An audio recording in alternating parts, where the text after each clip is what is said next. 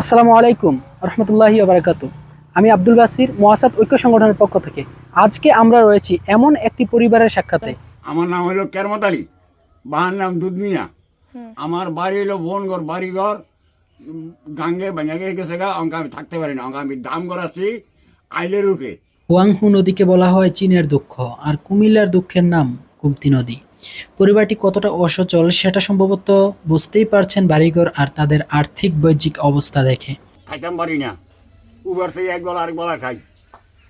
বর্তমানে আমার কামাসুদ নাই, আমার ছেলেও নাই, অঙ্ক আমি আমি আমি আর আমার যা 10 বছর পর আমি করো মাসে টেয়াটা দেয়, মাসে সাহায্য করতেছে, এই দিয়ে আমি ওষুধ খাই।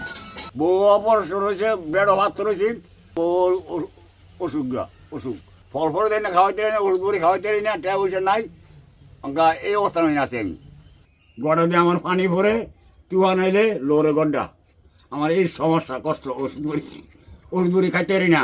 আসছে কালবৈশাখী জ্বরে গড়টাকে নিয়ে তারা কতটা সার্ভাইভ করতে পারবে তা নিয়েও থাকছে অনিশ্চয়তা প্রশ্ন।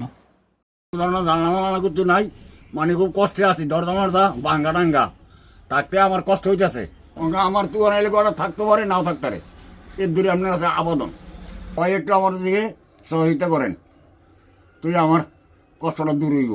সর্বশেষ এত কিছুর পরে আমার রিকোয়েস্ট থাকবে দামগড় ভুবনগড়ের দেশে প্রবাসে অবস্থানরত ভাই এবং বন্ধুদের প্রতি, আপনাদের গ্রামের একজন সদস্য হিসেবে ব্যাপারটি নিয়ে আপনারা বিবেচনা করুন, কিংবা কেউ যদি মোয়াসাত ঐক্য সংগঠনের মাধ্যমে তাদেরকে আর্থিক সহযোগিতা করতে চান তাহলে সরাসরি অফিসিয়াল পেজের ইনবক্সে নক করতে পারেন, নয়তো স্ক্রিনে দেওয়া নাম্বারে কল দিয়ে আলোচনা করে ডোনেট করতে পারেন।